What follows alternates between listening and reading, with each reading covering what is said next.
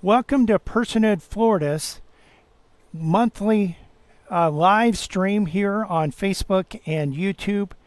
We are an organization that's working to protect every innocent human life, and today we have an exciting video where we're going to be talking about whether the One Big Beautiful Bill Act actually defunded Planned Parenthood. And we're going to talk about and actually even show you a graph that shows the amount of federal funding that Planned Parenthood receives. And I think you're going to see on this, it also shows the number of abortions that Planned Parenthood has done per year. And you're going to see that as they have received more money and federal funding, they have actually performed more abortions. We also are going to talk about the funding levels of Planned Parenthood, the federal funding, the amount they receive from federal tax dollars, your tax dollars, prior to the One Big Beautiful Bill Act. We'll talk about the possible effects of the One Big Beautiful Bill Act on defunding Planned Parenthood for 1 year. Also, the exceptions that are in the bill that still allow Planned Parenthood to receive money under certain circumstances. And then the current status, which includes the Planned Parenthood court challenge and the injunction. And what we'll do is we'll actually bring on we're joined here with Jay Rogers, the real effects of the funding of Planned Parenthood on the number of abortions that they perform. Okay, so one of the things that Planned Parenthood will tell you is they'll tell you that none of the federal funds that they receive go towards abortion. That they go toward things like pregnancy tests and STD tests and different things like that to really help people. And that if federal funding is cut, then women would lose these services. I even saw an article today in The Hill. The Hill is somewhat of I would say a right-leaning conservative outlet, although they have people from different points of view, really lambasting the big beautiful bill for cutting all these women's services. So you wonder, sometimes you get people on the right even that get pulled into this. But what I wanted to do is show you just real briefly here. I'm going to share a screen, and this is a report, fact sheet on Planned Parenthood. So this is the fact sheet on Planned Parenthood. This is from the Charlotte, I don't know how you say this, Lozier Institute. And this is from Planned Parenthood's 2023-2024 annual report. The 2024-2025 report is not available yet. Okay. So this goes on and tells you about how Planned Parenthood performed a record 402,230 abortion, an increase of over 2% from the previous year, and an increase of 23% since 2013. Okay. This goes on. The main thing I wanted to show you is this graph right here. Now, if you notice, if you go all the way back to 2011, the total government revenue, in other words, federal funding to Planned Parenthood, was roughly at about $600 million, so $0.6 billion. And in 2024, in the gray here, what was the number, Brian, that we said? 796? 792 792 million. So close to 0.8 billion. So that's quite a jump, and that's all taxpayer funded. And then if you notice the number of abortions, this is in tens of thousands.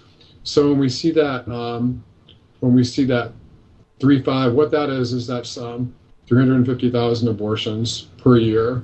And that's out of the total number of abortions in America that year. And even though the total number of abortions have decreased since 2011, the number of abortions that Planned Parenthood has been performing have gone up.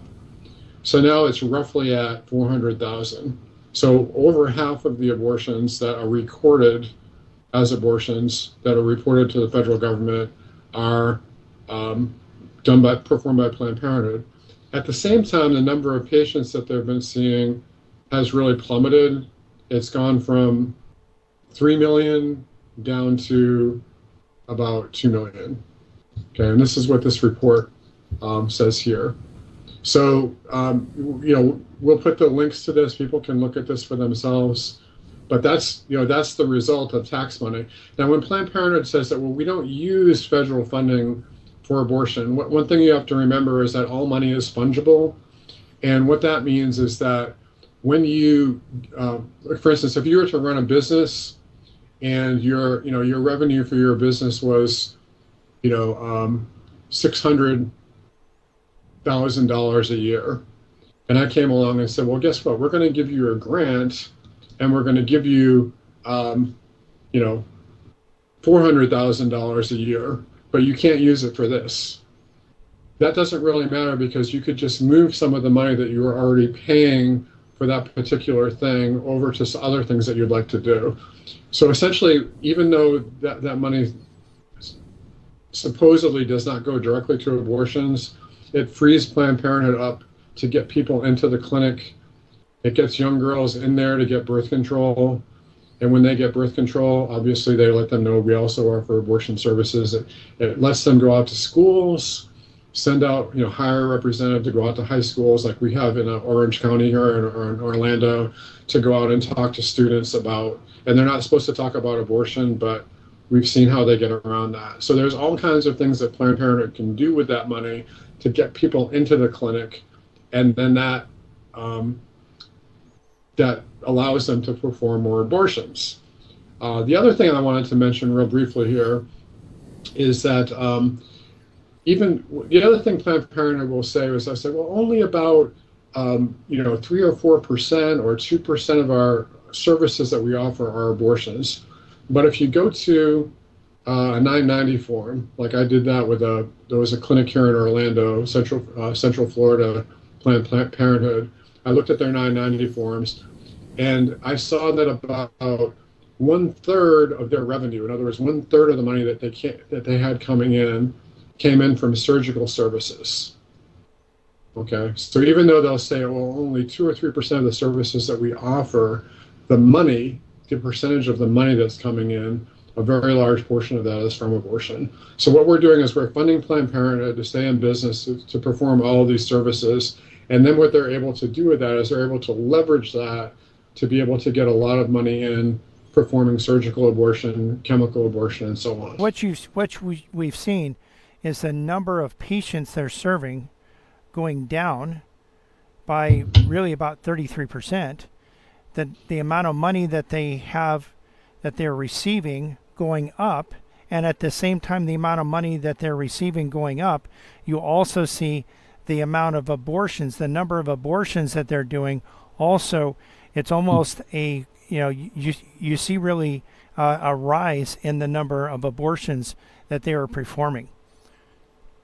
Yeah, exactly. That's the graph that we're looking at right now. Ricardo has something to share from George Grant's book.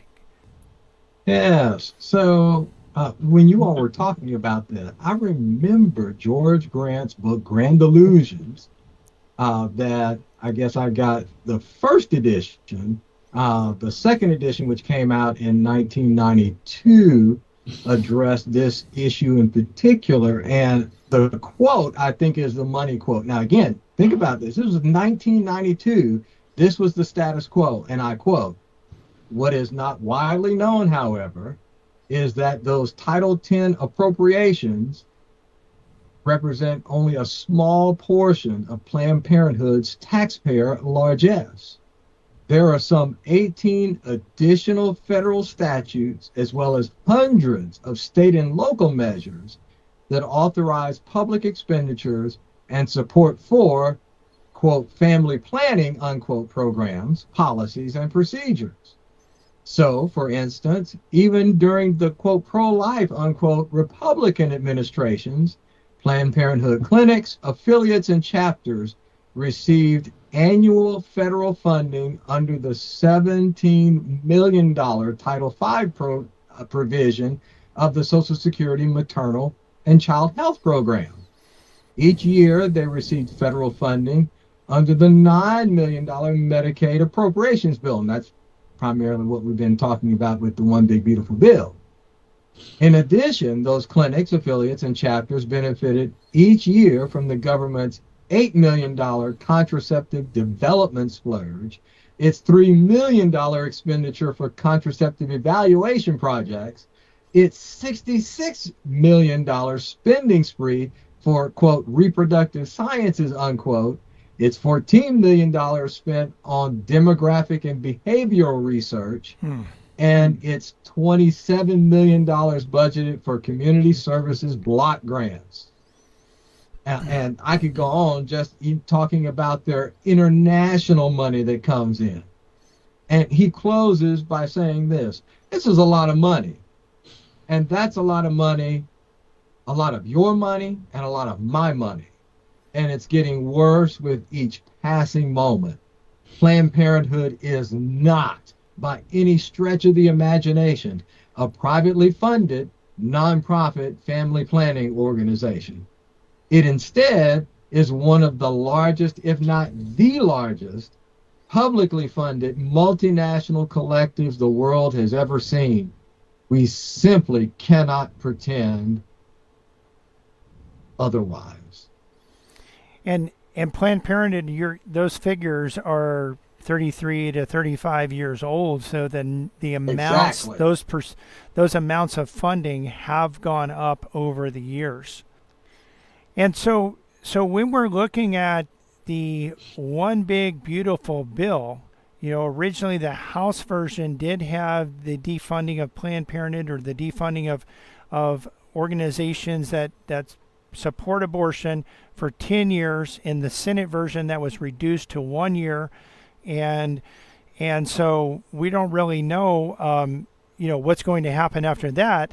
We pro-lifers, we are going to need to hold our U.S. House members and U.S. senators' feet to the fire to continue to defund Planned Parenthood, but there also are exceptions in the funding of Planned Parenthood, or the funding of abortion, and what the government will pay for. And these include not only the life of the mother, but also the health of the mother as well. And health can be a very broadly defined term, and we don't know who is going to. You had some good questions about this, Ricardo, earlier, coming up with who's going to define what standards, what organizations are going to be paid, how they're going to be paid. How are we going to determine this? That's correct. And quite frankly, as pro-life organizations, we need to be laser focused on getting answers to those questions. Yes. Do you want to just go over some of those questions that you presented earlier? I'll be glad to. So, for example, number one, what does the law amend the criteria, or how does the law amend the criteria by which organizations are prohibited from receiving reimbursements? In other words, I want to see the before and after. And you already mentioned one in terms of the carve-outs. Second item I had a question about was, what are the requirements used to identify the prohibited organizations? In other words, how do they come within the purview of being rejected? Next question is, what are the qualifications by which prohibited activity, in this case we're talking about elective abortions, are allowable for reimbursement? And you mentioned one of the biggest loopholes, that is the health of the mother. Another question I would have would be, who or what organization can make a claim that an organization should be prohibited from receiving reimbursement? And what does that process look like to bring a challenge? In other words, can we as, you as Personhood Florida down there, us up here at Georgia Right to Life, here in Georgia, can we as organizations challenge in either an Article 3 court or an administrative court abortion providers that are misusing our taxpayer funds? And another question I have along those lines is, which role within the federal government agency overseeing the disbursement of funds will make the determination as to whether or not an organization is prohibited from reimbursement from Medicaid, for example. Uh, because it's one thing to say, oh, well, we made a law and it's prohibitive. I want to know who's responsible for overseeing it so that I can track to see whether or not they're doing their job. And I think the last question I had was, does the prohibited organization have the right to an administrative appeal? And what are the details of that process? So again, if I bring an administrative challenge on behalf of Georgia Right to Life against, let's say, the Planned Parenthood down in Cobb County, then does Planned Parenthood have the right to an administrative appeal? And what does the process look like so that I know if they essentially initiate that process, then I have an idea of what I must do to defend my position and hold their feet to the fire. Those are some really good questions, and a lot of this we really don't know the answer. And another thing you're thinking about, a lot of times we hear about the deep state. Yes. You have you have Congress that makes the laws, but the laws are administered by agencies. And one of the things that we've seen in the last 10 years is that there are a lot of people in these agencies. We even see it in Florida, which is a very red state. We even see people in these agencies that could be pro-abortion. So when you have someone in an agency that's pro-abortion and is either looking the other way or approving things that really shouldn't be approved, approving funding that really shouldn't be approved, could that happen? And certainly it could happen, and we're going to need to hold the Congress's feet to the fire and really, pray for exposure of wickedness and exposure of corruption and that type of thing. And I had a question. Some of these programs, like, for example, the block grants, those are ones where you not only have the federal government involved, right? But you also have your state government. Yes. So whatever state agency is essentially involved in dispersing those funds, we need to have the same level of Doge. We need to have the same level of effective appointments and oversight. Sure. So that we can ensure that those administrators down the line that are reviewing these grants and reviewing these disbursements are indeed doing their job to prohibit organizations that are providing elective abortions from receiving those funds. And when you start thinking about states like California and New York and some of the other left-leaning states that have even said, we're going to use state funds. If you want to get an abortion, you can't get an abortion in your state. We will actually pay for you to travel to our state to have an abortion. I mean, that's just evil when you're talking about what abortion is. It's ripping a baby limb from limb, crushing that baby's skull. There are other ways that babies are killed through abortion as well. But so how come we don't have a racketeering action here? Well, I don't know if you can use RICO against a government agency, but we all know that, you have not just these elective abortion providers, but also various levels of either state or local government working in tandem to ensure that the slaughter of these preborn children continue.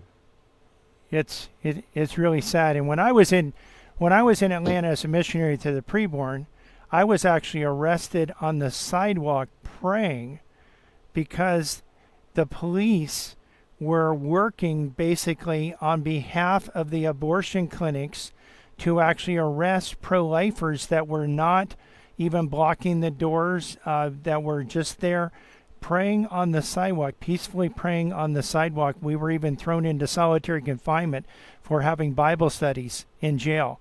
And so even in a conservative state, even in a right-leaning state, it's important for everyone listening, whether you're in a liberal state or a conservative state, to realize that your voice has an impact and you need to stand up and you need to make sure that you're voting for pro-life legislators and that you're holding their feet to the fire, and that you're also holding their feet to the fire not only with the laws that they pass or don't pass, but also with the people that they appoint in these agencies to make sure that this money is not going to fund organizations that make their money on killing innocent human life.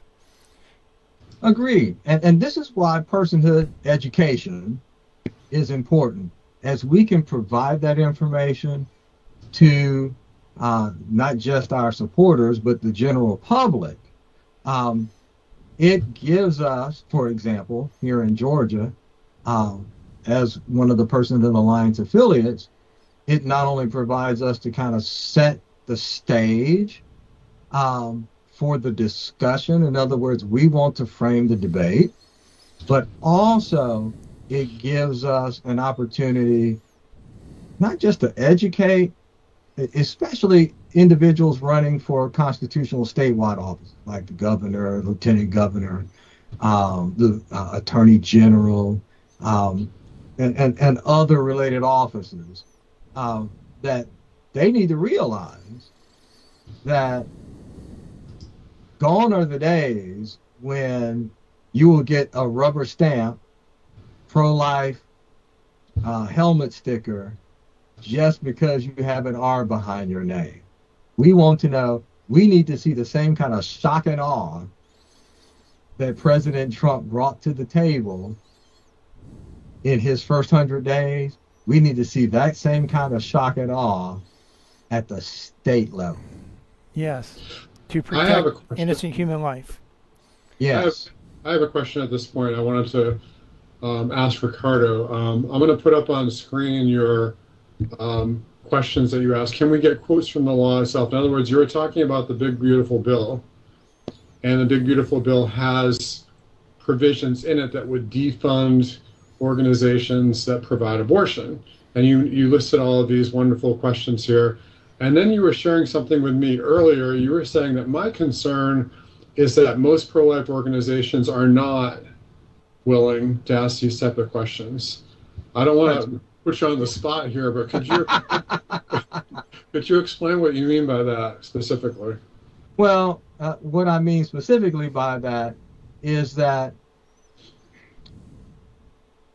for far too long, we've had a distortion of the political environment where we have organizations that are really more, let's just say they are patronized by the political powers that be in state and local government, as opposed to these supposed pro-life organizations essentially being patronized by the people. In other words, those individuals who are essentially giving their blood, sweat, and tears and funds, thinking that in giving to organizations, they are working to end the killing of preborn children. But what's happening is we just keep electing primarily Republican officials that essentially just keep kicking the can down the road. In other words, there's not the level of courageous action where it can be taken. You know, people always talk about, oh, well, politics is the art of the possible. Well, you know what, ladies and gentlemen, ever since I was part of the Reagan Revolution in the 80s, the Republicans have been talking about defunding programs, shutting down, for example, the Department of Education. And how long did it take for a Republican to have the guts to do it? That's what I'm talking about, Jay. We need to demand more, which means we need to make sure that, especially amongst the Personhood Alliance affiliates, we are helping educate the public as to how things actually get done, and then show them how their current elected government is underperforming regarding their expectations. Would Yes. you also say that there are some pro-life organizations that are giving a false sense of victory that, well, we just defunded Planned Parenthood? And in reality, it's a little bit too early to say what has happened because we don't know yet, but what do you think has happened? Have we defunded Planned Parenthood already? Well, no. We will know. It's like, how's the old saying go? If you chunk a rock into a pack of dogs, the one that whelps is the one that got hit. Well, we will know when the financial screws are really being turned on Planned Parenthood, because they will loose the hounds to do everything they can to protect their federal funding. So from my estimation,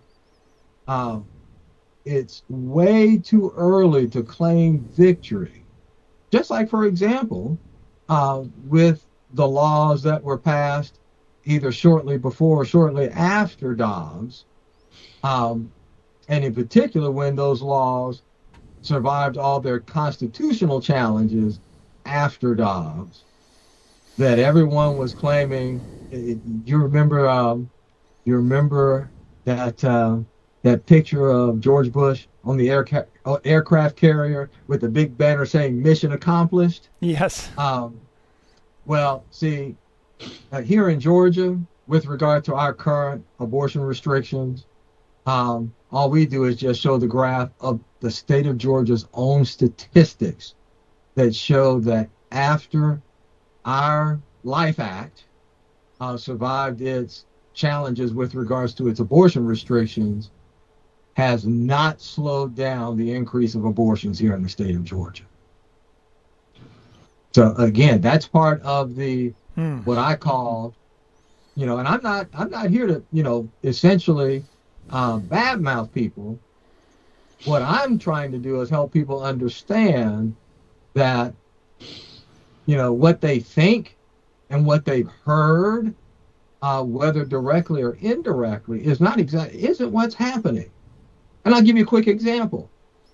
We were at the 2025 Georgia GOP State Convention. Georgia Right to Life had an exhibitor booth there. And we were presenting this. We had a big billboard that essentially illustrated what has been happening since 2002 here in the state of Georgia. And I kid you not, there were people, and these are like the cream of the crop GOP activists. They have, as it were, gone through the gauntlet to become delegates. They've spent quite a bit of money to participate in the process. And some of them, when they saw the big poster board illustrating the increase in abortions here in Georgia, their breath was taken away. Wow. They thought, and I kid you not, there was a doctor that was there that came by, and she was beside herself when we showed her where the stats came from the Department of Public Health. Wanda, I was wondering if you could speak a little bit about the health of the mother, the life of the mother, these exceptions. Is there ever a reason why a preborn child in the womb should be sliced limb from limb and have her skull crushed to save the mother's life? The answer to that is no. There's never a reason to have to do that. There's many doctors that have said that that have supported that there's never been a need to have to do that. And as long as, and a lot of people get kind of hung up on what about the mother? We're putting the baby in front of the mother, and God's word doesn't say to do that either. We're to treat everyone equally. And I think that as far as women who have some health risk, as long as the doctor's trying to save both the mother and the baby, it's not even, my understanding is not even really considered, quote, abortion, as long as he's trying to save both of them. And in any of those cases, to tear apart a baby is never going to be easier on a mother's health. Right. Even in a case where there's where some interventions needed. But I think there's a big misnomer there, and people are afraid to support no exceptions because they're afraid women are going to be dying because of this, and that's just not true. So I think the opposite. There are times where a baby may need to be delivered prematurely, right? Right. But right. that's very Yes. different than purposely killing the baby. And Well, real see- doctors try to save both lives. Both of Well, them. see- Yes. Because we need to make sure, let's make this very easy for people. When you want to talk about whether or not there's a complicated pregnancy, you need to start out by saying there are two patients, Yes. the baby and the mother. And good ethical medicine tries to preserve the health and life of both Right. the patients. Well, isn't the baby defined as the second patient in the OB journals and texts? It calls them a second patient. So Yes. you're not supposed to kill a second patient. That's not ethical. And Dr. Lyle certainly presents that. So, and either Ricardo or Jay, if you guys could comment on the current status of funding with what has happened with Planned Parenthood challenging this bill in the courts. I think that the real answer is we don't know.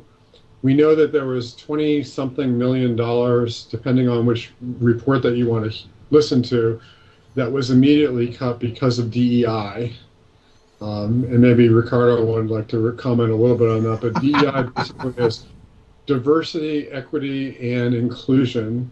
For instance, in a school, in a university campus, a public high school, maybe the teachers will be brought into a room and there's federal funding given to educate the teacher about how they can be more inclusive in their instruction, that type of thing. So there's a certain amount of federal funding that goes toward that.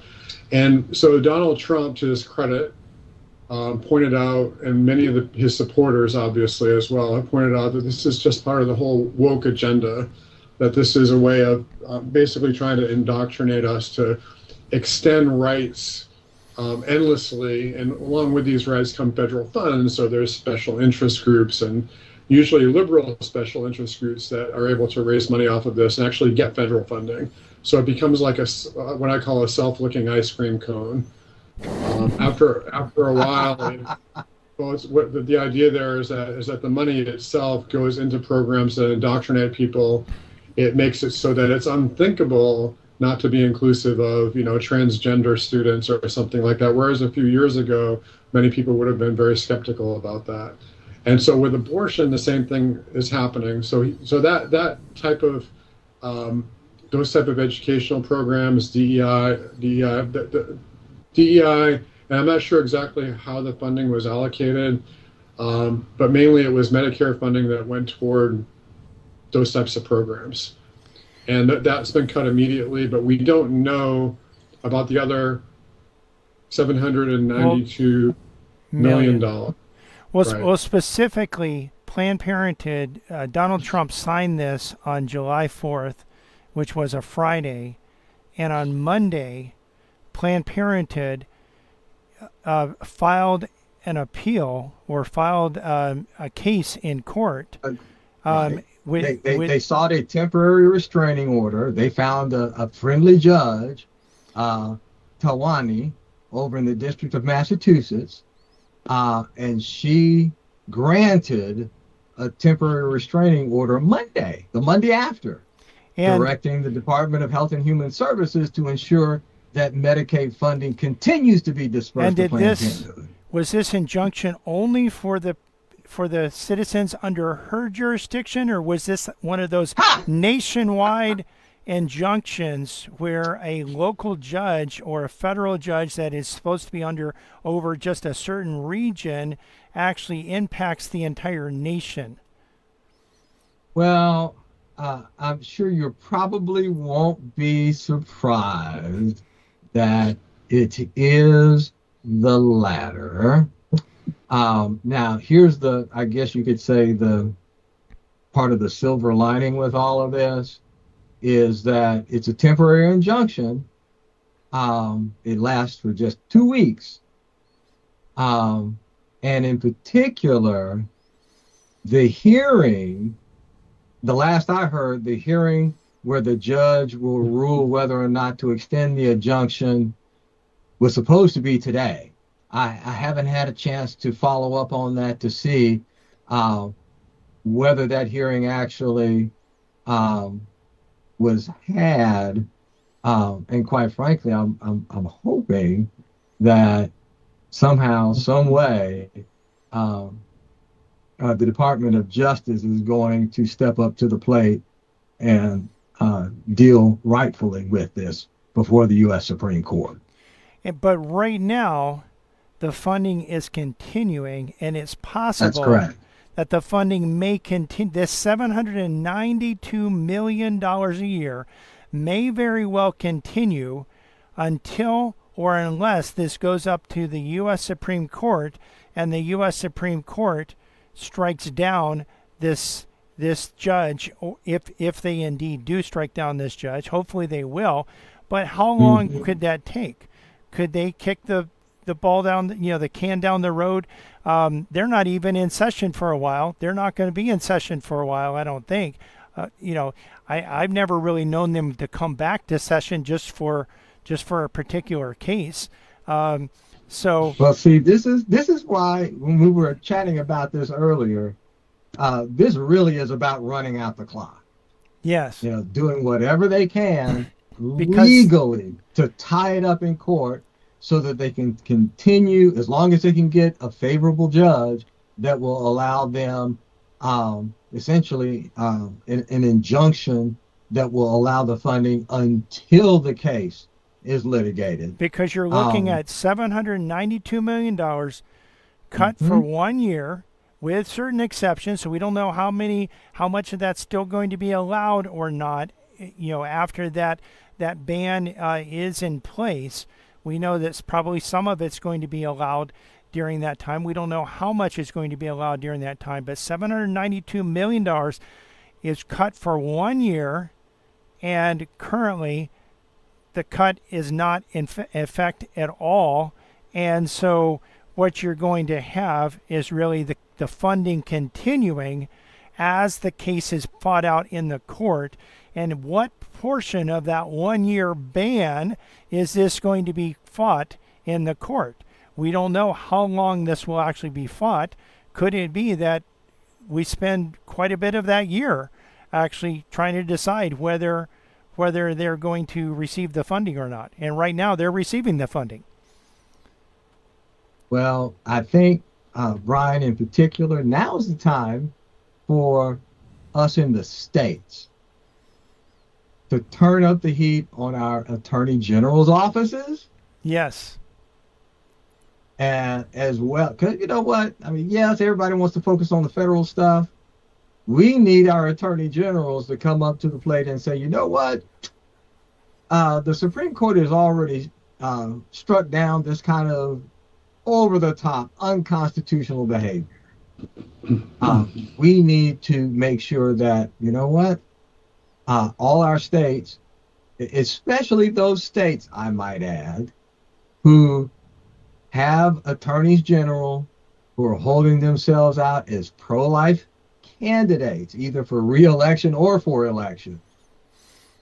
And we need to have them say, hey, are you going to put your name on the line in calling for action to deal swiftly with this unconstitutional injunction?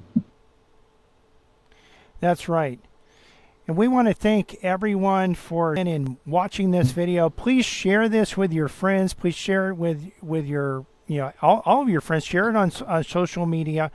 We are Personhood Florida. And I know if you're listening in another state, maybe you're watching in another state, Ricardo's from Georgia. There are groups like ours in states throughout this country.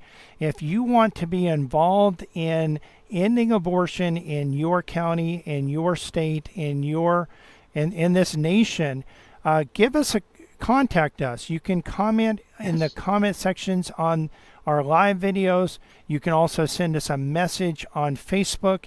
You can go to our website, personhoodflorida.com. You can email us from there.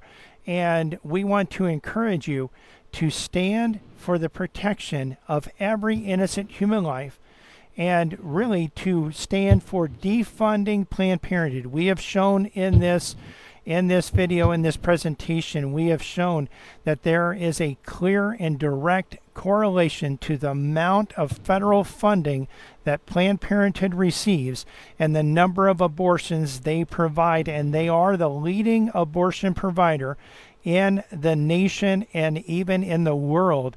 And I can tell you, from my standpoint, I don't want one penny of my tax dollars going to fund Planned Parenthood. If you want to be involved in what we're doing, we definitely encourage you to pray, but also connect with us. Go to our website, personhoodfl.com. Send us a message. Send us an email from there. Message us on Facebook. Comment in the live videos on Facebook and YouTube. If you're watching this after the fact, you can still comment. You can still get in contact with us, and join us in the effort to defund Planned Parenthood and to protect every innocent human life in our area. We want to encourage you to join us also, and again, share this with others as well.